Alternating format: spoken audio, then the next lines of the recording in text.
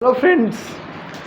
तो जैसा कि आप लोग क्या कर रहे थे, कमेंट कर रहे थे कि सर केमिस्ट्री में पढ़ा दीजिए, केमिस्ट्री पढ़ा दीजिए, 10 क्लास का केमिस्ट्री पढ़ा दीजिए। तो चलिए मैं आपका कहना शुरू करता हूं, क्योंकि मैं आप पर डिपेंड हूं। ठीक है, तो चलिए मैं स्टार्ट करता हूं केमिस्ट्री का 10 क्लास का। और 10 क्लास की जो केमिस्ट्री जो है ना, एक ऐसी चैप्टर है जो कि बहुत इंपॉर्टेंट है फॉर बोर्ड के लिए। हमारा जो मैट्रिक्स बोर्ड है उसके लिए बहुत इंपॉर्टेंट है, चाहे आप सीबीएसई का हो या फिर बिहार बोर्ड का हो। ये ऐसी चैप्टर है जो बहुत ज्यादा पूछा जाता है, और इस चैप्टर का नाम है कार्बन एंड इसके यौगिक, यानी कि कार्बन एंड इट्स कंपाउंड जिसे बोला जाता है, कार्बन और इसके यौगिक। तो ये कार्बन और इसके यौगिक जो है बहुत ही महत्वपूर्ण चैप्टर है। तो चलिए हम इसे स्टार्ट करते हैं, जैसा कि आप लोग का कहना था। तो आइए स्टार्ट करते हैं। तो क्लास 10 कार्बन और इसके यौगिक को ध्यान से हम लोग पढ़ते हैं। तो हम लोग को आता है कार्बन और इसके यौगिक। तो पहले समझते हैं कार्बन, उसके बाद समझेंगे यौगिक, और जो बीच बीच में मिलते जाएगा उसके बारे में भी लेते चलेंगे, हम लोग हाथ में लेते चलेंगे। तो चलिए सबसे पहले समझते हैं कि कार्बन क्या समझते हैं। पहले सबसे कार्बन टॉपिक बनाना हम लोग को, कार्बन क्या, कार्बन। तो ये कार्बन कौन सी एलिमेंट है, कार्बन होता क्या है, तो ये सब के बारे में हम लोग जानेंगे। ठीक है, आज के चैप्टर में, आज की लेक्चर में। तो कार्बन एक ऐसी एलिमेंट्स है, हमारा जो टोटल जो एलिमेंट्स है, याद रखिएगा, हमारा जो टोटल जो एलिमेंट्स है वो 121 है। कितनी है? 121, जिसमें से 3 ऐसे एलिमेंट्स हैं जिसको अभी इंटरनेशनल नहीं रखा गया, मतलब 3 एलिमेंट्स को अभी नहीं रखा गया। आप देखिएगा अभी सर्च करके बिना, तो आपको गूगल पर 118 ही देगा। यानी कि कह सकते हैं कि जो हमारा एलिमेंट जो है वो प्रॉपर्ली जो है 118 है। ठीक है, तो इस बात को याद रखिएगा। तो इस 118 एलिमेंट्स में से एकमात्र कार्बन एक ऐसी एलिमेंट्स है जिसकी वैलेंसी जो होती है वो 4 होती है, और वैलेंसी इलेक्ट्रॉन्स भी क्या होती है? 4 होती है। बट ये वैलेंसी जो होती है ना, कभी कभी कार्बन अपने आवश्यकता अनुसार अपने निकटतम अक्रिय गैस की जैसा बनने के लिए ये 4 इलेक्ट्रॉन को त्याग भी सकता है, 4 इलेक्ट्रॉन को लॉस भी कर सकता है, मतलब त्याग भी सकता है और ग्रहण भी कर सकता है। इसके पास ऐसा आवश्यकता होता है। अब बट कब करेगा कब नहीं करेगा ये कंडीशन में बताऊंगा। उससे पहले हम समझते हैं कि कार्बन क्या था। कार्बन के बारे में हम बता रहे हैं। तो कार्बन एकमात्र एक ऐसी एलिमेंट्स होती है जिसके संयोजी इलेक्ट्रॉन और संयोजी दोनों का दोनों सेम होता है, दैट मींस 4 होता है। ठीक है, और ये एक प्रकार की अधातु है। क्या है? एक अधातु है। ठीक है, और ये ठोस अवस्था में पाया जाता है। कौन? कार्बन। इसकी भौतिक अवस्था कैसी होती है? ठोस अवस्था होती है, उसे हम लोग कार्बन कहते हैं। दैट मीन्स एक वैसी तत्व जिसके संयोजी इलेक्ट्रॉन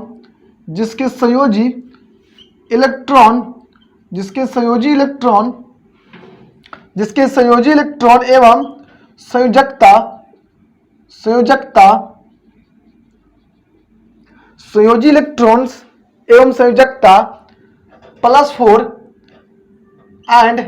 और -1, या फिर माइनस दे सकते हैं, -1 या +1 होता है, जो प्रायः ठोस अवस्था में होता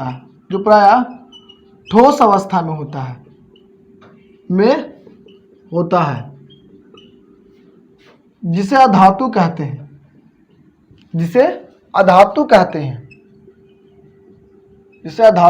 हैं। उस एलिमेंट को, उस तत्व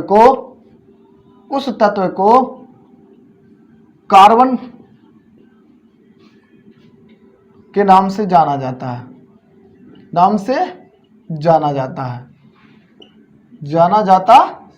हाँ, उसे क्या कहते हैं? अधातु कहते हैं, दैट मीन्स कार्बन कहते हैं। यानी कि कार्बन एकमात्र एक ऐसी एलिमेंट्स है हमारे 118 में जिसकी जो संयोजी जो होती है ना, valency electrons and valency, that means outermost shell में, यानी कि कार्बन आइटम्स के आउटरमोस्ट शेल में जो टोटल नंबर ऑफ इलेक्ट्रॉन्स होती है वो हमारा 4 होता है, दैट मीन्स 4 होता है सबसे लास्ट कक्षा में। और इसकी वैलेंसी भी, इसकी संयोजकता भी कितनी होती है? 4 होती है। प्लस भी माइनस भी होती है। तो इस कंडीशन में इसे हम लोग क्या बोलते हैं, इसे हम लोग कार्बन नाम देते हैं। इस बात को याद रखिएगा। आगे देखते हैं इसके इंपॉर्टेंट पॉइंट्स, ठीक है, इसके इंपॉर्टेंट पॉइंट्स देखिए कार्बन को हम लोग पराया, मतलब कार्बन को पराया, ठीक है, कार्बन को पराया सी द्वारा निरूपित करते हैं। किसके द्वारा करते हैं? सी द्वारा निरूपित करते हैं। मतलब सी का मतलब हम लोग सी जो है ना कार्बन का सिंबल संकेत है। सी का मतलब कार्बन होता है। हम लोग को क्या पहचानना? सी मतलब कार्बन पहचानना, याद रखिएगा। सी मतलब कार्बन होता है। हाँ, इसके जो परमाणु संख्या होते हैं, इसकी परमाणु संख्या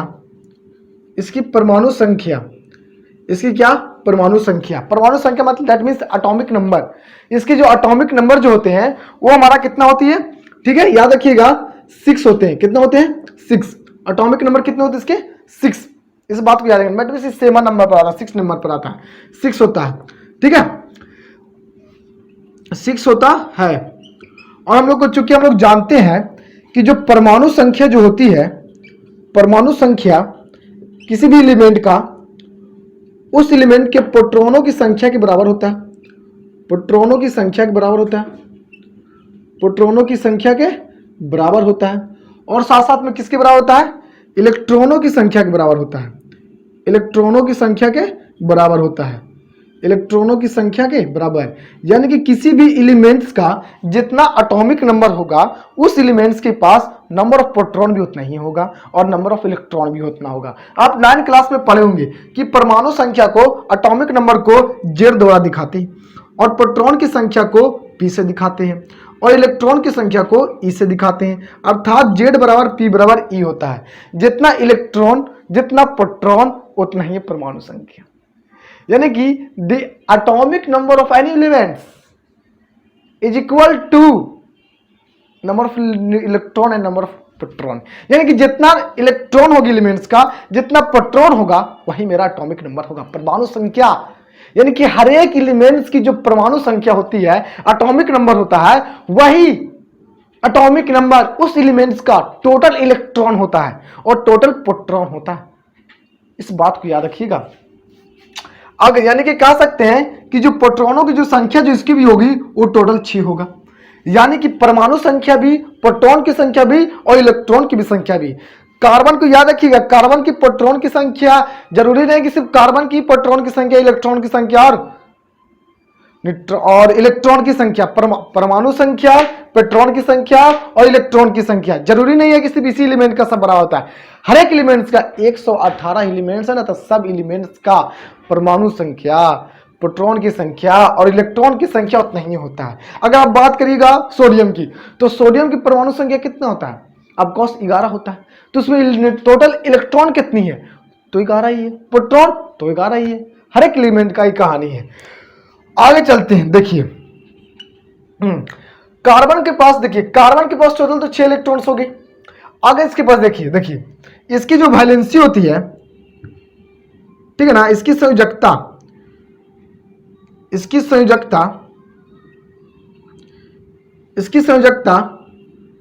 +1 प्लस 4 के पावर यानी कि 4 प्लस भी होती है और 4 पर नेगेटिव आयन 1 भी होती है। ये दोनों होता है। इस बात को याद रखना। अब कैसे होता है हम बताएंगे, ठीक है, अभी तुरंत बताएंगे। इसके संयोजकता कितना होता है? 4 प्लस और 4 नेगेटिव 1 इस पर होता है।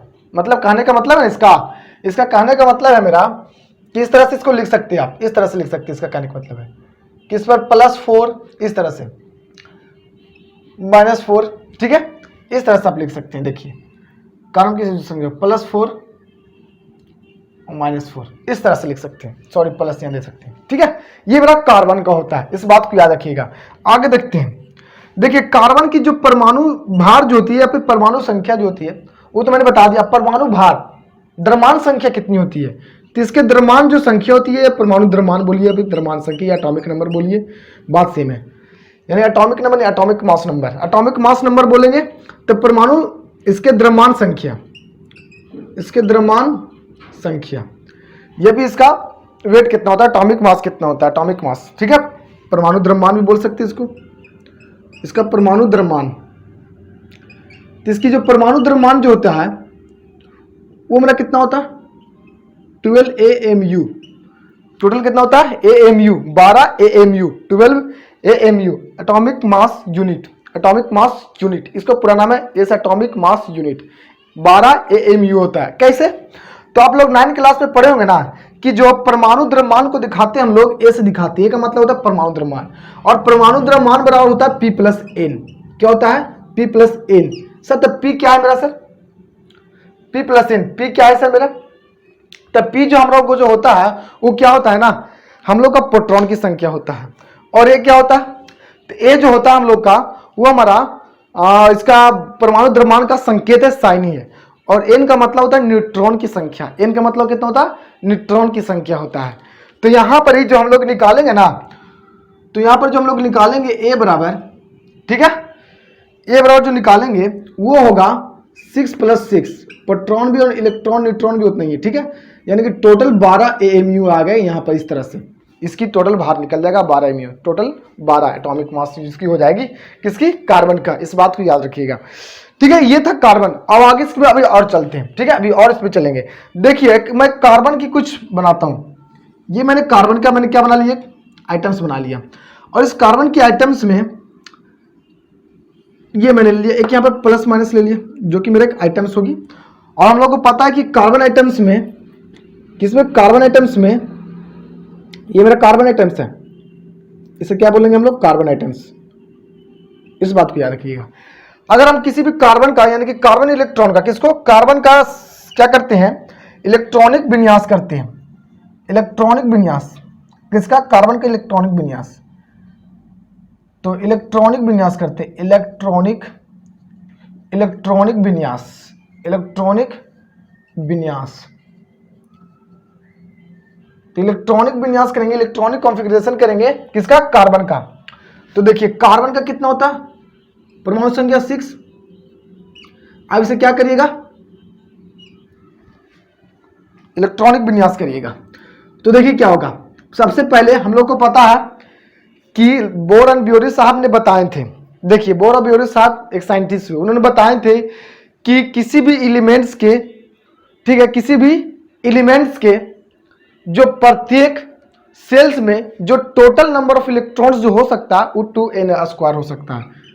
कितना हो सकता है, 2n² हो सकता है, जहां पर जो n जो होती है वो नंबर ऑफ सेल होती है, नंबर ऑफ कक्षा, मतलब कक्षा की संख्या होती है, ये n मतलब फर्स्ट सेल, इसको बोलेंगे फर्स्ट सेल। यानी कि अगर आप लीजिएगा ना, यहाँ पर मान लीजिए फर्स्ट सेल है, इसे k मान लीजिए, एक और मैंने बना दिया, चलो सपोर्टेड, ठीक है, इसको मैं एक बार बना देता हूँ, कार्बन की बात, ये वाला k, ये वाला मैंने लिया l, ये वाला k, ये वाला l, तक कार्बन की टोटल 2 ही सेल हो सकती है। अब क्यों, क्योंकि फर्स्ट सेल में अगर आप n की वैल्यू 1 लीजिएगा तो ये k का बात करेगा, मतलब k फर्स्ट सेल हो गया k। अब यहाँ पर k के n की वैल्यू 1 लीजिएगा तो कितना आएगा, 2 × 1 का स्क्वायर यानी 2, यानी कि किसी भी एलिमेंट्स के फर्स्ट सेल में टोटल नंबर ऑफ इलेक्ट्रॉन्स 2 ही रह सकता है। तो इस कंडीशन में से इलेक्ट्रॉनिक कॉन्फ़िगरेशन करेंगे तो 2 ही लिखेंगे, कितना लिखेंगे, 2। और अगला कंडीशन करेंगे, अगर दूसरा सेल की बात करी जाए, एल सेल की बात करी जाए कि एल सेल में टोटल नंबर ऑफ इलेक्ट्रॉन कितना होगा, तो देखिए कितना होगा, तो यहाँ पर 2 लिखेंगे, एन की वैल्यू कितना लेंगे, 2, दूसरा सेल के लिए 2 लिखेंगे, पुट करेंगे तो 2 × 2 का स्क्वायर कितना हो जाएगा, टोटल 8 हो जाएगा कि नहीं। यानी दूसरा सेल में टोटल किसी भी एलिमेंट्स में 8 हो सकता है, लेकिन हर एक एलिमेंट्स में नहीं हो सकता इस बात को, यानी कि उसमें उसके एटॉमिक नंबर पर डिपेंड नहीं करेगा। अगर मान लीजिए कि, ठीक है, हम लोग जानते हैं कि दूसरे जो सेल में होगा किसी भी एलिमेंट्स का वो 8 इलेक्ट्रॉन्स तो ला सकता है, लेकिन अगर मान के चलिए किसी भी ऐसे भी एलिमेंट्स है जिसके पास 8 इलेक्ट्रॉन्स नहीं होता, जरूरी नहीं कि 8 हो, 4 भी हो सकता है, 3 भी हो सकता है, 1 भी हो सकता है, 4 भी हो सकता है, लेकिन मैक्सिमम 8 तक ही हो सकता है। मैं ये कहना चाहता हूं, यानी किसी भी एलिमेंट्स का, किसी भी तत्व का जो आउटर मोस्ट, दैट मीन्स उसके दूसरी कक्षा में, एल कक्षा में जो टोटल नंबर ऑफ इलेक्ट्रॉन्स रह सकती है वो 8 तक, मैक्सिमम 8 तक जा सकता है, इस बात को याद रखिएगा। और उसके कम भी दे सकती है आवश्यकता अनुसार, एलिमेंट्स की आवश्यकता अनुसार। तो फिलहाल इसकी 6 है, 6 इलेक्ट्रॉन्स टोटल है। तो हम लोग को पता है कि दूसरे सेल में 8 इलेक्ट्रॉन्स हो सकता है, तो जब यहाँ पर 2 इलेक्ट्रॉन दे दिए तो इसके पास और कितना बटा, 6 इलेक्ट्रॉन्स में तो 4 इलेक्ट्रॉन्स बटा, क्योंकि हम लोग को बता कि जितना एटॉमिक नंबर, जितना परमाणु संख्या होता है उतना इलेक्ट्रॉन भी होती है। तो यहाँ पर देख रहे हैं कि इसकी 6 परमाणु संख्या तो 6 इलेक्ट्रॉन भी, तो 2 इलेक्ट्रॉन तो पहले कक्षा में हो गया। अब कितना कक्षा बचा लास्ट, अब एल सेल में कितना एल सेल में 4 बचा, तो इस तरह से यहाँ पर 4 दे देंगे, यानी कि इसकी इलेक्ट्रॉनिक कॉन्फ़िगरेशन करने पर लास्ट सेल कितना है 4। और जो लास्ट सेल इसे बोलते हैं आउटर मोस्ट सेल, इसे क्या बोलते हैं outer most cell. Outer most cell का मतलब होता है, ठीक है, बाहरी कक्षा, सबसे बाहरी कक्षा, मतलब बाहरी कक्षा इसको बोलते हैं आउटर मोस्ट सेल, यानी कि संयोजी इलेक्ट्रॉन संख्या इसी से निकलता है, ठीक है। तो इस कंडीशन में जो 4 जो है ना, ये 4, यही मेरा 4 क्या होगी, संयोजी इलेक्ट्रॉन्स होगा। संयोजी इलेक्ट्रॉन्स का मतलब क्या होता है मैं अभी को बताता हूं, देखिएगा संयोजी इलेक्ट्रॉन्स का मतलब क्या होता है। और इसी संयोजी इलेक्ट्रॉन से हमें क्या निकलता है, संयोजकता निकलता है। संयोजी इलेक्ट्रॉन्स का मतलब समझिएगा, ठीक है, किसी भी इलेक्ट्रॉन, किसी भी एलिमेंट को, किसी भी तत्व को, किसी भी एलिमेंट को, किसी भी तत्व को इलेक्ट्रॉनिक कॉन्फ़िगरेशन करते हैं, इलेक्ट्रॉनिक कॉन्फ़िगरेशन करते हैं। तो करने के बाद सबसे लास्ट में समझिएगा, किसी भी एलिमेंट को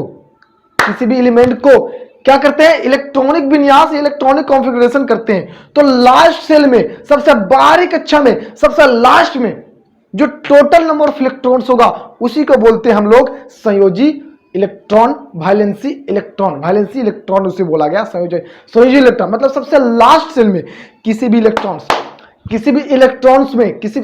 एलिमेंट को इलेक्ट्रॉनिक कॉन्फ़िगरेशन करने के बाद सबसे लास्ट सेल में total number of electrons is called valency electrons, यानी कि संयोजी इलेक्ट्रॉन्स कहते हैं। जैसे कार्बन के हम लोग क्या किए, इलेक्ट्रॉनिक विन्यास किए, तो सबसे लास्ट सेल में 4 इलेक्ट्रॉन मिला, तो 4 इलेक्ट्रॉन जो होगी वो वैलेंसी इलेक्ट्रॉन होगा कार्बन का।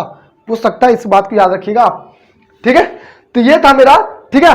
तो इस कंडीशन में देख रहे हैं ना कि दूसरी सेल में जो इलेक्ट्रॉन्स हो सकता है वो 2 इलेक्ट्रॉन्स हो सकता है, दैट मींस ये के हो गया और ये एल सेल, ये के सेल, ये एल सेल। तो के सेल में कितना हो सकता है, के सेल में 2 इलेक्ट्रॉन्स राउंड कर सकता है। तो देखिए भाई, के सेल बनाया था, ये क्या था, ये मैंने कार्बन आइटम्स का के सेल बनाया था, ये के सेल। और ये के सेल में टोटल नंबर ऑफ इलेक्ट्रॉन कितना था, इसमें कितना था बताइए, कितना था, 2 इलेक्ट्रॉन्स था। देखिए के सेल में कितना, 2 इलेक्ट्रॉन्स, मैक्सिमम 2 इलेक्ट्रॉन्स। तो इसमें क्या करेगा ना, कार्बन के 2 इलेक्ट्रॉन्स राउंडेड करेगा, कार्बन के 2 इलेक्ट्रॉन्स क्या करेगा, चारों पट्टी से घूमेगा, इसकी 2 आइटम्स क्या करेगी, कार्बन का 2 आइटम्स बैठ में 2 इलेक्ट्रॉन्स राउंडेड करेगा। और एल में कितना होता है, सबसे लास्ट में एल सेल में 4, दैट मींस इसमें 4 इलेक्ट्रॉन्स मूव्स करेगा, क्या करेगा, 4 इलेक्ट्रॉन्स मूव्स करेगा। अब इसमें 4 इलेक्ट्रॉन्स मूव्स करेगा, ठीक है, इस बात को याद रखिएगा। 4 इलेक्ट्रॉन्स बाहरी कक्षा में कितने इलेक्ट्रॉन्स मूव करेगा, 4 इलेक्ट्रॉन्स मूव करेगा, किसमें, कार्बन आइटम्स में। कार्बन आइटम्स में सबसे लास्ट सेल में जो टोटल इलेक्ट्रॉन्स मूव्स करेगा वो टोटल 4 ही कर सकता है। और अंदर वाला सेल में, यानी जिसको बोलते हैं कोर सेल, उस कोर सेल में जो टोटल इलेक्ट्रॉन्स मूव्स करेगा, राउंडेड करेगा, वो 2 ही कर सकता है। क्योंकि फर्स्ट सेल में हम बता रहे हैं कि बोर एंड ब्योरी साहब ने बताए थे कि किसी भी एलिमेंट के जब इलेक्ट्रॉनिक कॉन्फ़िगरेशन करेंगे तो उसके फर्स्ट सेल में जो टोटल नंबर ऑफ इलेक्ट्रॉन्स जो होने की जो क्षमता, कैपेसिटी है, वो 2n² है, जहां n नंबर ऑफ सेल है कक्षा किसी भी आइटम्स की। तो ये थी कहानी आपकी कार्बन की, ये कहानी किसकी थी, कार्बन की। तो आई होप कि आप लोगों को कार्बन के बारे में बहुत अच्छा से समझ में आया होगा।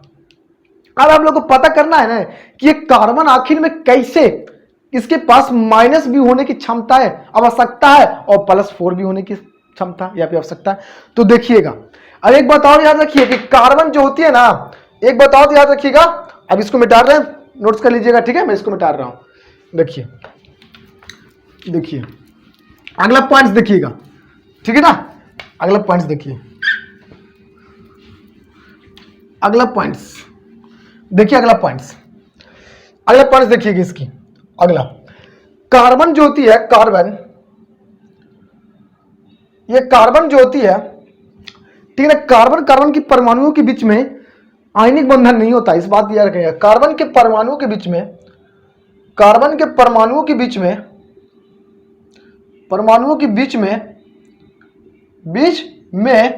आयनिक बंधन नहीं होती है, आयनिक बंधन नहीं होती है। सर ये आयनिक बंधन क्या होता है, आप क्या पढ़ा रहे हैं, आयनिक बंधन क्या होता है? आयनिक बंधन का मतलब समझना है, देखो दोस्तों, आयनिक बंधन का मतलब होता है कि एक ऐसी बंधन, एक बॉन्ड बनते हुए, एक बॉन्ड की इलेक्ट्रॉन की एक ऐसी बंधन जो क्या करता है, इलेक्ट्रॉन को पूरा का पूरा पूर्ण रूप से दे देता है किसी दूसरे को, फिर वो वापस नहीं लेता है। मतलब कि जब कोई एलिमेंट्स किसी दूसरे एलिमेंट्स को अपना पूर्ण इलेक्ट्रॉन को स्थानांतरण करता है, दे देता है, तो उस कंडीशन में बनने वाला बंधन को आयनिक बंधन कहते हैं। जैसे हम देखिए, जैसे में सोडियम के पास और क्लोरीन, सोडियम जो है, सोडियम के पास +1 इलेक्ट्रॉन्स और इसके बाद -1 इलेक्ट्रॉन्स। इसका मतलब क्या समझते हैं कि +1 और -1 का मतलब क्या समझते हैं आप? क्या समझते हैं कि किसी भी एलिमेंट्स के पास पावर +1 है और -1, इसका मतलब, तो इसका मतलब आप दो तरह से समझ सकते हैं कि पहला बात, किसके पास +1 वैलेंसी है, संयोजकता है। पहली बात आप समझ सकते हैं कि सोडियम के पास +1 की वैलेंसी है और क्लोरीन के पास -1 की वैलेंसी है। बट ये माइनस प्लस आखिर में क्या करता है? क्या करता है? केमिस्ट्री पर इंपॉर्टेंट है, चीजों को समझा करो। तो इसका मतलब होता है कि सोडियम जो है वो एक इलेक्ट्रॉन्स को त्यागेगा, देगा, और इसका मतलब होता है कि ये एक इलेक्ट्रॉन्स को कोई लेगा। माइनस के मतलब लेना और प्लस के मतलब देना। और जो प्लस को क्या, जो त्यागता है इलेक्ट्रॉन्स को, उसी को धातु, उसी को मेटल कहते हैं। और जो इलेक्ट्रॉन्स को ऑब्जर्व करते हैं उसे ही नॉन मेटल कहते हैं। दैट मींस, मेरा एग्जांपल सब समझिएगा। देखिए मैं आप लोग को एकदम बहुत अच्छा एग्जांपल देता हूं, समझिएगा कि आखिर में मेटल किसे कहेंगे सर और नॉन मेटल किसे कहेंगे, और उपधातु, उपधातु को मेटलॉइड कहते हैं इंग्लिश में। चलिए तो देखिएगा किसे कहते हैं। तो जो elements, which elements loss of its electrons, जो एलिमेंट्स अपने इलेक्ट्रॉन्स को लॉस करता है, मतलब त्यागता है, तो उस कंडीशन में उसे धातु कहेंगे। और जो तत्व इलेक्ट्रॉन को लेता है, ग्रहण करता है, उसे अधातु कहेंगे। और जो तत्व के पास धातु और धातु को दोनों गुण मौजूद हो, उसे उपधातु मेटोलाइट कहेंगे। इसको नहीं समझ में आया तो ऐसे समझिएगा। आप बताइए कि किस, कोई भिखारी का मतलब, अमीर का मतलब, एगो बताते, एगो मिडिल क्लास के बारे में बताते हैं आपको। देखिए कहानी, एक कहानी यह है, मैं बताया हूं कि जो अमीर आदमी होते हैं ना, वो क्या करते हैं, पैसा को दान करते हैं, क्योंकि उसके पास पैसा बहुत होते हैं। तो अमीर आदमी पैसा को दान करेंगे। दैट मीन्स जो एलिमेंट्स, जो आदमी पैसा को दान करे, जो एलिमेंट्स इलेक्ट्रॉन को दान करे, इलेक्ट्रॉन्स को त्यागे, पैसा को त्यागे, वही आदमी क्या है, धातु। वही एलिमेंट्स क्या है, मेटल।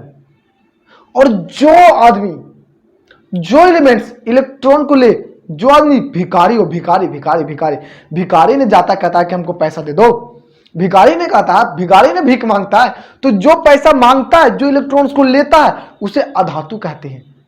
और जो बीच वाला रहता है ना, बीच वाला, न वो पैसा मांगने जाता है, न किसी को पैसा दान करने जाता है, वो अपने कमा के खाता है, उसे हम लोग बोलते हैं उपधातु। जो दोनों हो सकता है, तू अपने आवश्यकता अनुसार पर किसी से दान भी कर सकता है, किसी से ले भी सकता है, वो ऐसा चीज होती है। बट जो अमीर आदमी और राजा जैसा हो, तो हमेशा वो दान ही दान करेगा, दान ही दान करेगा। इसलिए उसे क्या कहते हैं, मेटल कहते हैं, धातु का। यानी कि जो भिखारी आदमी अधातु कहलाया, अमीर आदमी धातु कहलाया, बीच वाला आदमी उपधातु कहलाया। समझ में आया? यही मेरा कॉन्सेप्ट बताने का। तो आयनिक बंधन का मतलब होता है कि जिसमें एक प्लस और माइनस मिलो, प्लस और प्लस माइनस, एक बार बोलूं, दिस इज माइनस, ये प्लस, माइनस प्लस एक दूसरे को अट्रैक्ट करते हैं, आपको पता है। लेकिन प्लस प्लस और माइनस माइनस रिपेल्स करते हैं, दूर जाइए। सुनिएगा, एक बात बताता हूं आपको।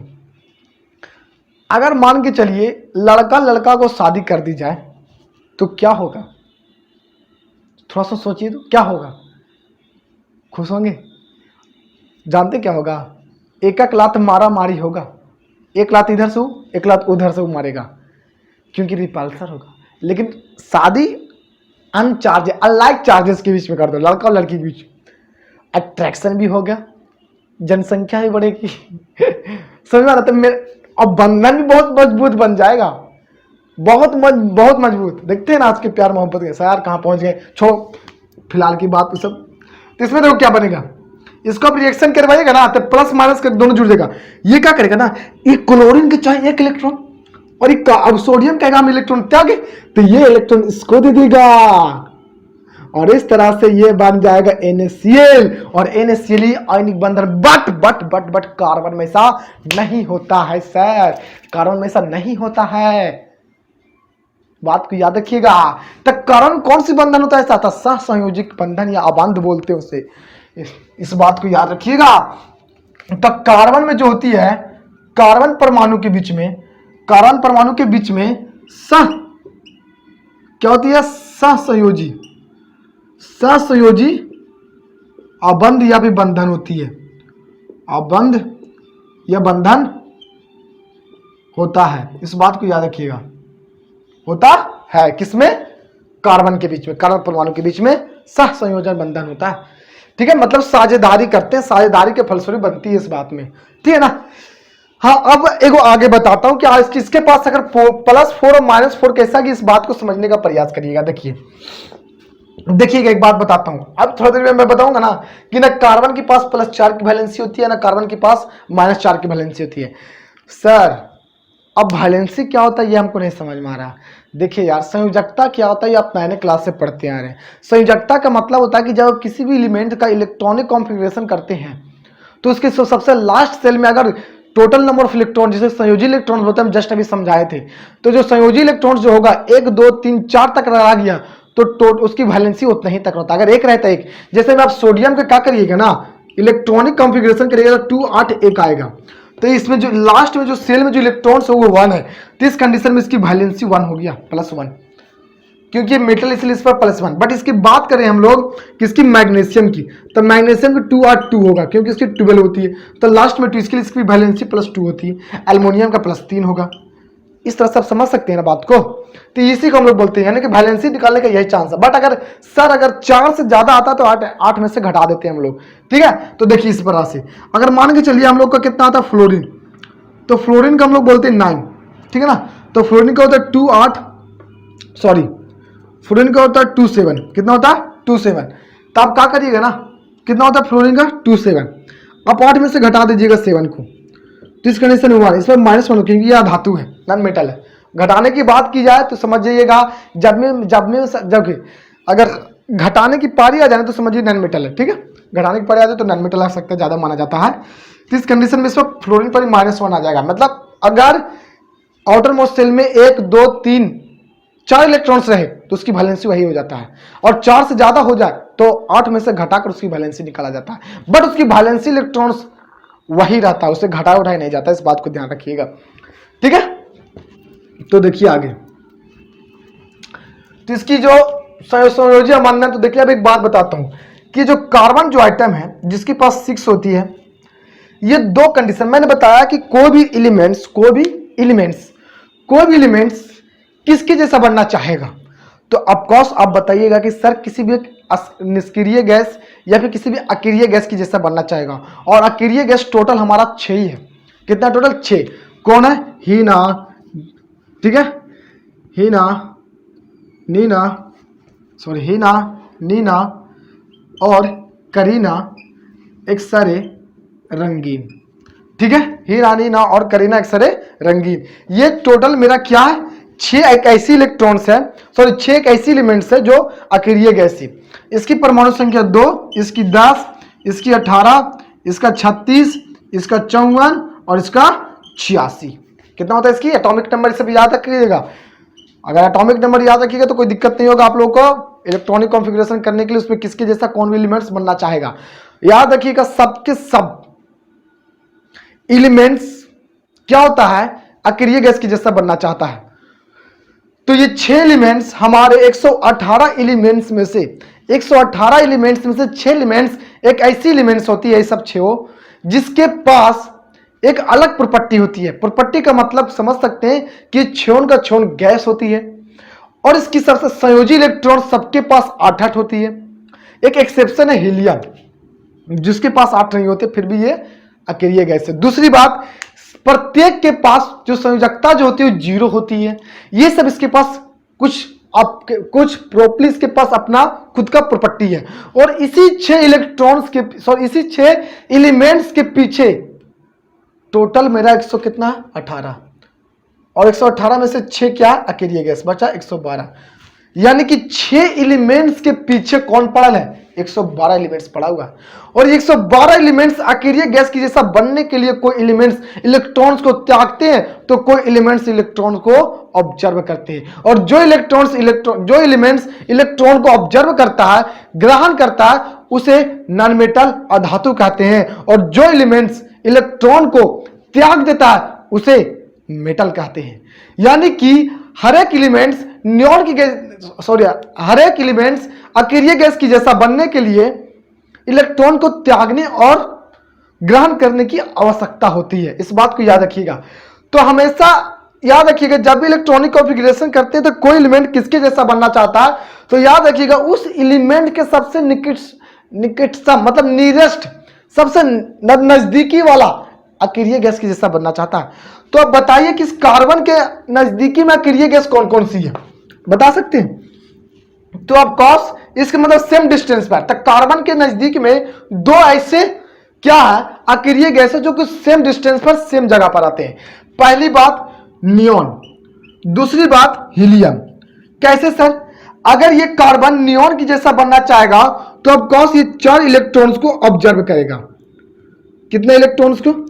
4 इलेक्ट्रॉन्स को ऑब्जर्व करेगा, लेगा, और इसके जैसा बनने के लिए ठीक है ना, देखिए इसके कार्बन इसके जैसा बनने के लिए 4 इलेक्ट्रॉन्स को क्या करेगा ये ऑब्जर्व करेगा, इसका मतलब ऑब्जर्व करेगा। लेकिन अगर कार्बन इसके जैसा बनना चाहता है हीलियम के जैसा तो ये 4 इलेक्ट्रॉन्स को त्यागेगा, दैट मींस प्लस करेगा, और जो एलिमेंट्स इलेक्ट्रॉन को त्यागते हैं उस पर पॉजिटिव का आयंस देते हैं। इस बात की याद रखिएगा। दैट मींस केटायन और एनायन का बात करते हैं हम यहाँ पर। तो अगर ये नियॉन की, क्यों नियॉन की जैसा? क्योंकि नियॉन की 10 होती है उसकी 2 होती है, तो कार्बन 6 होता है। तो कार्बन को नियॉन की जैसा बनने के लिए 4 इलेक्ट्रॉन्स को लेगा और इस कार्बन को हीलियम की जैसा बनने के लिए 4 इलेक्ट्रॉन्स को त्यागेगा। बट इसमें कंडीशन क्या हो जाता है कि अगर ये हीलियम की जैसा बनेगा तो कार्बन के पास पॉजिटिव आयंस आना चाहिए। बोलिए, दैट मीन्स ये धनायन बनावेगा। कैसा बनाएगा? धनायन। कैसा बनाएगा? ये धनायन बनाएगा। और अगर ये 4 इलेक्ट्रॉन्स को ऑब्जर्व करता है तो ये ऋणायन बनाएगा। कैसा बनाएगा? ऋणायन बनाएगा, इस तरह से। तो देख रहे हैं कि कार्बन ही एकमात्र ऐसी एलिमेंट्स है और एक सल्फर जिसकी वैलेंसी 4 प्लस और माइनस भी हो सकता है, और यही हमारा केमिस्ट्री में एक्सेप्शन डालता है कार्बन। तो देखिए यहां पर इसके प्लस भी है और यहां माइनस भी है, तो इसके पास धनायन क्यों आया? क्योंकि अगर ये चाहेगा हीलियम की जैसा बनने के लिए तो ये 4 इलेक्ट्रॉन्स को त्यागेगा, और जो भी एलिमेंट्स इलेक्ट्रॉन को त्यागने की बात की जाए तो उस पर पॉजिटिव आयंस होती है, और जो एलिमेंट्स इलेक्ट्रॉन को ग्रहण ऑब्जर्व करना चाहता है उस पर नेगेटिव आता है। तो यहां तो देख रहे हैं कि कार्बन दोनों कर रहा है। अगर देखा जाए तो इस कंडीशन में अगर ये ऑब्जर्व करेगा तो नेगेटिव और त्यागेगा तो पॉजिटिव, और 4 इलेक्ट्रॉन्स दोनों में कर रहा है। ये भी एक्सेप्शन है, दम देखने की बात कर रहे हैं। तो यहां पर अगर देखा जाए तो क्या होगा बताइए? कार्बन किसके जैसा बनना चाहेगा? इसके जैसा या इसके जैसा? कार्बन नियॉन की जैसा बनना चाहेगा कि हीलियम की जैसा बनना चाहेगा? तो एक मैं बात बताता हूं आपको कि कार्बन एक ऐसी एलिमेंट्स होती है जो किसी के साथ, ठीक है, इलेक्ट्रॉन्स को ना ऑब्जर्व करती ना इलेक्ट्रॉन्स को त्यागता है। कार्बन एकमात्र ऐसी एलिमेंट्स, समझिए फिलहाल 10 क्लास के लिए, तो कार्बन एक ऐसी एलिमेंट्स है जो ना इलेक्ट्रॉन्स को त्यागता ना किसी इलेक्ट्रॉन से लेता, मतलब इलेक्ट्रॉन्स को ना लेगा ना देगा। तो आखिर में इलेक्ट्रॉन्स कैसे इतना कंपाउंड बना लेता?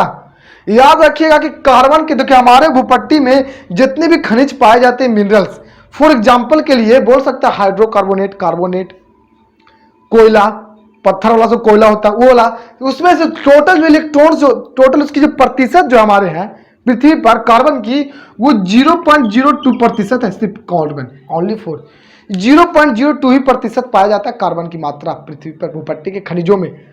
और जितना कम मात्रा में होते हुए भी कार्बन बहुत बड़ा कंपाउंड का निर्माण करता, बहुत ज्यादा कंपाउंड बनाता है। एकमात्र ऐसे कार्बन एलिमेंट्स है जिसके पास बहुत ज्यादा कंपाउंड बनाने की क्षमता, कैपेसिटी होती है। इसीलिए एक ऑर्गेनिक केमिस्ट्री अलग से बन जाता है। यानी कि सबसे ज्यादा कंपाउंड बनाने वाला एकमात्र एलिमेंट्स कार्बन एलिमेंट्स है। 118 एलिमेंट्स में इसकी औकात इतना है कि हम बता नहीं सकते कार्बन का। और कार्बन की इसकी औकात जो बताया जाता है इसकी केटेनेशन प्रॉपर्टी की वजह से। इसके पास केटेनेशन नाम की एक प्रॉपर्टी होती है, उस प्रॉपर्टी की वजह से बहुत ज्यादा कंपाउंड का निर्माण करता है। इस बात को याद रखिएगा। तो देख रहे हैं कि अगर कार्बन क्या करे, 4 इलेक्ट्रॉन्स को ऑब्जर्व करे, मतलब 4 इलेक्ट्रॉन्स को ले ले, तो सबसे पहले आप सोचिए कि इसके पास टोटल प्रोटॉन कितनी होगी। ऑफकोर्स टोटल इलेक्ट्रॉन्स के बराबर, दैट मींस परमाणु संख्या के बराबर। तो अगर इसके पास कार्बन के पास टोटल 6 इलेक्ट्रॉन्स और 6 प्रोटॉन है और 4 इलेक्ट्रॉन्स को और ले ले तो टोटल 10 प्रोटॉन हो जाएगा, जो कि कार्बन के लिए असंभव है, हो ही नहीं सकता।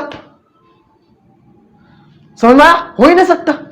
4 इलेक्ट्रॉन्स को ऑब्जर्व ही नहीं कर सकता है, क्योंकि टोटल तो उसके पास 6 ही प्रोटॉन होता है, बस 4 ले लेगा तो टोटल 10 प्रोटॉन हो जाएगा, जो कि असंभव है कार्बन के लिए। लेकिन अगर ये कार्बन क्या करता है, 4 इलेक्ट्रॉन्स को त्यागता है, तो इसके पास तो टोटल अब 2 ही प्रोटॉन बचेगा, क्योंकि टोटल तो 6 है, 4 त्याग देगा तो 2 बचेगा।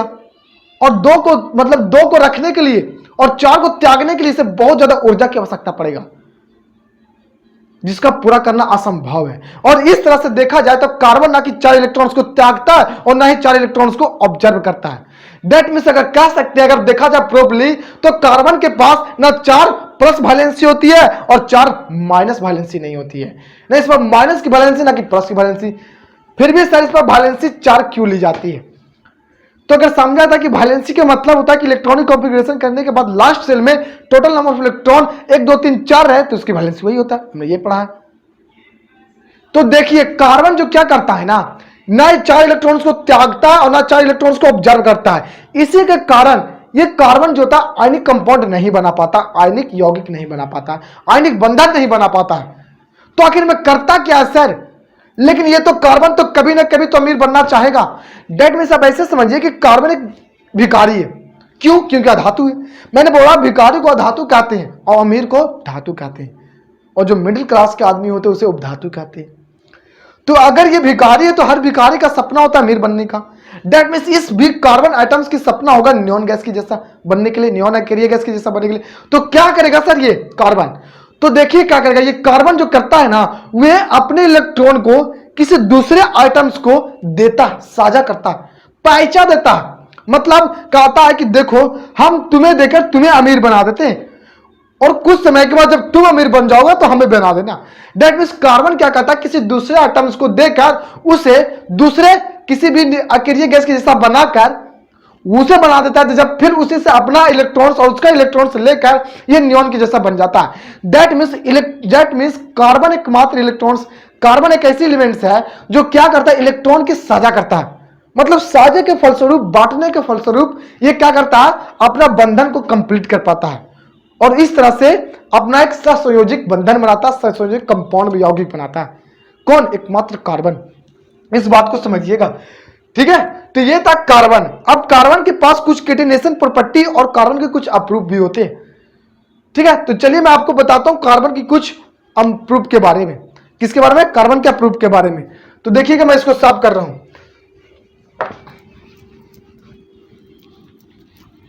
तो कार्बन के अप्रूव देखेंगे, फिर केटिनेशन प्रॉपर्टी देखेंगे, बहुत इंपॉर्टेंट है, ठीक है। और इसके बाद हम लोग हाइड्रोकार्बन पढ़ेंगे। डेट मीन्स इसे बोला भी जाता है कभी कभी कि चैप्टर का नाम हाइड्रोकार्बन है, ठीक है। इस बात को याद रखिएगा। तो चलिए स्टार्ट करते हैं कि आखिर में मेरा कार्बन का प्रूफ क्या होती है। तो देखिए कार्बन का प्रूफ, कार्बन का अप्रूफ, कार्बन का प्रूफ का मतलब होता है कि कार्बन कार्बन की परमाणु से ही मिलकर बनने वाला एक ऐसी यौगिक, एक ऐसी कार्बनिक यौगिक जो सिर्फ कार्बन के आइटम से ही मिलकर बना हो, उसे कार्बन का अप्रूफ कहते हैं। यानी कि कार्बन के आइटम से, यानी कि कार्बन से ही सिर्फ मिलकर बनने वाला कार्बनिक यौगिक को हम लोग कार्बन का अप्रूफ कहते हैं। ध्यान सुनिएगा, लिख लीजिएगा, कार्बन के ही आइटम से, कार्बन की ही परमाणुओं से मिलकर बनने वाला कार्बनिक यौगिक को कार्बन का अप्रूफ कहते हैं, जिसमें सिर्फ कार्बन होगा। और इस तरह से जो मेरा जो कार्बन के अप्रूफ होते हैं वो मेनली तो 2 ही देखा गया है। एक होता है हीरा ठीक है। और दूसरा जो होता है इस तरह से आपको बताते हैं, कार्बन का प्रूफ जो होती है वो 2 गो होता है, फिलहाल के लिए बताते हैं। तीसरा भी होता है हीरा, और दूसरा जो होता है ग्रेफाइड। दूसरा क्या होता है? ग्रेफाइड। ठीक है, इसे बोलते हैं डायमंड। इसे क्या बोलते हैं? डायमंड बोलते हैं। और इसे हम लोग बोलते हैं ग्रेफाइड। ग्रेफाइड, स्पेलिंग गलत हो सकता है, कोई दिक्कत नहीं। ग्रेफाइड और क्या है? हीरा। हीरा, ग्रेफाइड, ठीक है। ये क्या कार्बन का प्रूफ है, क्यों? क्योंकि कार्बन के परमाणु से ही मिलकर बना, इस बात को याद रखिए। हीरा, हीरा के जो देखिए, हीरा के जो प्रत्येक परमाणु जो होता है ना, दैट मीन्स हीरा में जो कार्बन का जो परमाणु मिला रहता है, उसमें से प्रत्येक कार्बन आइटम जो होती है वो अपने चारों तरफ 4 कार्बन आइटम से जुड़ा होता है। यानी कि हीरा के अंदर प्रत्येक कार्बन आइटम्स अपने चारों तरफ 4 कार्बन आइटम से जुड़ा होता है। दैट मीन्स कहने का मतलब कि देखिए, ये जो होता है ना, या इसमें, किसमें? हीरा में, इसमें प्रत्येक कार्बन आइटम, या प्रत्येक कार्बन परमाणु, इसमें प्रत्येक कार्बन परमाणु अपने 4 परमाणु से जुड़ा होता है, अपने 4 कार्बन परमाणु से जुड़ा होता है। कार्बन परमाणु से जुड़ा होता है, कार्बन परमाणु से क्या होता है? जुड़ा होता है। याद रखिएगा, बहुत इंपॉर्टेंट है। जबकि ये क्या होता है ना, जबकि ग्रेफाइड में जो स्ट्रक्चर, इसको हम बताएंगे अभी जस्ट। जबकि ग्रेफाइड में, ठीक है, प्रत्येक कार्बन जो होती है, प्रत्येक कार्बन परमाणु जो होती है, ठीक है, वो अपने 3 कार्बन परमाणु से जुड़ा होता है। 3 कार्बन परमाणु से जुड़ा होता है। 3 कार्बन परमाणु से क्या होता है? जुड़ा होता है। बहुत इंपॉर्टेंट है, जुड़ा होता है, जुड़ा हो लिखे हैं, जुड़ा है, जुड़ा होता है। क्या होता है? जुड़ा होता है, इस याद रखिएगा। इसके स्ट्रक्चर देखिए, मैंने कहा कि कार्बन, इसमें हीरा में जो कार्बन की जो प्रत्येक क्या होगी? आइटम्स होगी कार्बन का, प्रत्येक आइटम्स वो अपने 4 आइटम से क्या होगा? जुड़ा होगा। कितने आइटम से जुड़ा होगा? 4 आइटम से जुड़ा होगा। और ये भी 4 आइटम से जुड़ा होगा, इस बात को याद रखिएगा। ये भी 4 आइटम से जुड़ा होगा, ये भी 4 आइटम से जुड़ा होगा, ठीक है। और ये भी क्या होगा? 4 आइटम से जुड़ा होगा। देखिए, इसे बोलते हैं हीरा का स्ट्रक्चर, इसे हीरा का संरचना सूत्र बोलते हैं। किसे? इसे हीरा का संरचना सूत्र बोलते हैं। अब ग्रेफाइट में देखिए कैसा रहता है। ग्रेफाइट में थोड़ा सुन है लॉजिक, इस बात को याद रखिएगा। देखिए, ग्रेफाइट में थोड़ा सुन हेस्टेगोन की जैसा होता है। दैट मीन्स इसमें कार्बन के परमाणु लिखते हैं, carbon carbon carbon carbon carbon, ये हो गया कार्बन, ठीक है। और आगे देखिए, आगे बताते हैं, ये हो गया कार्बन, ठीक है, कार्बन कार्बन कार्बन कार्बन। ये मैं थोड़ा सा इस तरह से दे देता हूँ, आइटम्स जैसा दिखा देता हूँ मैं आपको, ठीक है ना, समझ में ज़्यादा आएगा, ठीक है। आगे देखिए,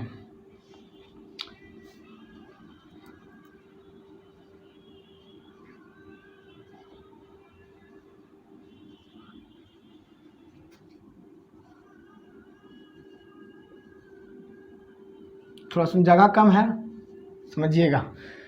इस तरह से इसकी कार्बन का स्ट्रक्चर होती है, किसकी? ग्रेफाइट की। किसका स्ट्रक्चर ऐसे होता है? ग्रेफाइट का, ठीक है ना, याद रखिएगा। ये ग्रेफाइट के स्ट्रक्चर में आपको बना के दिखा रहा हूँ, देखिएगा कैसे कैसे मैं बना रहा हूँ, ठीक है। ग्रेफाइट का स्ट्रक्चर होता है षष्ठकोण की जैसा, किसकी जैसा? षष्ठकोण की जैसा होता है, ठीक है ना,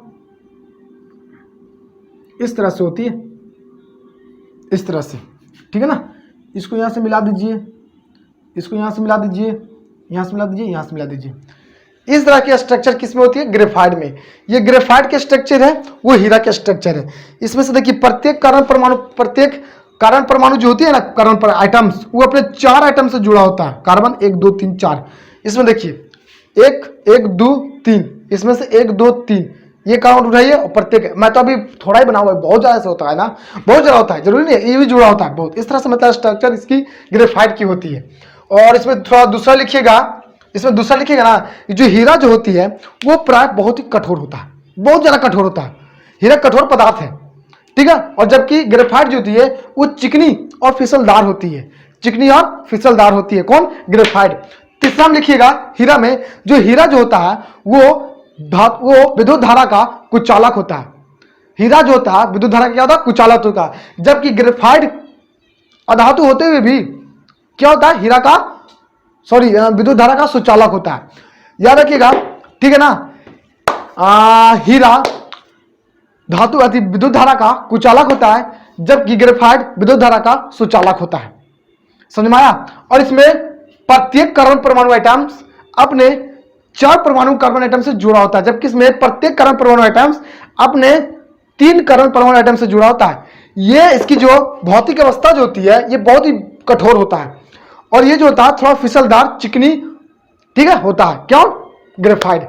ये हीरा में किसी भी प्रकार का, ठीक है, विद्युत धारा का चालन नहीं होता, डेट मींस ये कुचालक पदार्थ है। जबकि ग्रेफाइट में विद्युत धारा का चालन होता है, इसलिए इसे सुचालक पदार्थ भी कहा गया। ये है ग्रेफाइट और किसकी? हीरा का कुछ अपरूप। और कार्बन के एक अपरूप और आ जाता है जिसे फ्लूरेनिन कहा गया, जिसे फ्लोरेनिन कहा गया, जिसे क्या कहा गया? फ्लूरेनिन कहा गया। फ्लूरेनिन जो होता है वो एक प्रकार की कार्बन का अपरूप है, लेकिन इसमें जो टोटल कार्बन एटम्स जो होती है वो C60 होती है। C60 यानी कि कार्बन एटम्स की 60 परमाणु इसमें मौजूद होता है। किसमें? फ्लोरेनिन में। फ्लोरेनिन भी एक प्रकार की कार्बन की अपरूप ही माना जाता है। अपरूप का मतलब ऑलोट्रॉप्स, इसका मतलब क्या होता है? ऑलोट्रॉप्स, ठीक है, ऑलोट्रॉप्स ऑफ, ठीक है, कार्बन एटम, कार्बन का ऑलोट्रॉप्स है, ठीक है, अपरूप है ये। कौन? फ्लूरेनिन।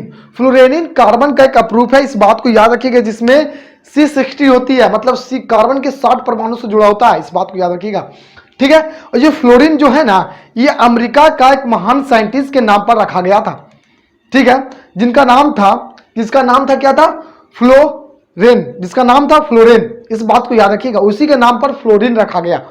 उन्होंने स्ट्रक्चर जो दिए थे फ्लोरीन का, वो फुटबॉल की जैसा दिए गए थे, और उस फुटबॉल में टोटल नंबर ऑफ कितना था?